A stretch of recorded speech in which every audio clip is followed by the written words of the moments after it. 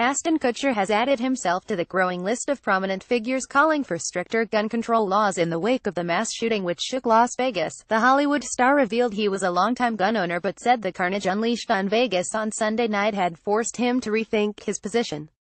The U.S. has been catapulted into mourning after Stephen Paddock, a so-called lone wolf, opened fire on an outdoor country music event from a 32-floor hotel room and killed at least 58 and injured more than 500. "Let's pray, then let's change the law," Kutcher said on Twitter. The actor continued, "I've had a gun since I was 12 years old, but enough is enough. I'm a hunter and a sportsman, but nobody needs these weapons. There's a middle ground here. Let's get to the table and find it. All prayers to the victims of this devastating loss of love, life, and innocence." Police are still trying to determine why Mr. Paddock, 64, opened fire on a concert from the Mandalay Bay Hotel and orchestrated the deadliest mass shooting in modern U.S. history. Officers are sure that there was a high level of planning involved in the killing spree. Clark County Sheriff Joseph Lombardo told reporters this individual was premeditated. Obviously premeditated, the fact that he had the type of weaponry and the amount of weaponry in that room. It was pre-planned extensively and I'm pretty sure he evaluated everything he did in his actions.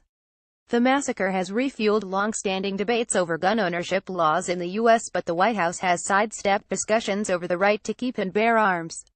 President Donald Trump, who received millions of dollars for his 2016 presidential campaign from the National Rifle Association, made no mention of gun control when he addressed the nation in a televised speech immediately after the shooting. Body cam footage shows officers during Las Vegas mass shooting, but when probed whether the Vegas shooting would trigger him to take gun control legislation on Tuesday, President Trump responded, "Look, we have a tragedy. What happened is, in many ways, a miracle." He added, "The police department, they've done such an incredible job. And we'll be talking about gun laws as time goes on. But I do have to say, how quickly the police department was able to get in were really very much of a miracle. They've done an amazing job." The assailant, a divorced accountant who lived in Mesquite and loved to gamble, is believed to have shot and killed himself on the 32nd floor of the Mandalay Bay Hotel and Casino before police stormed his room.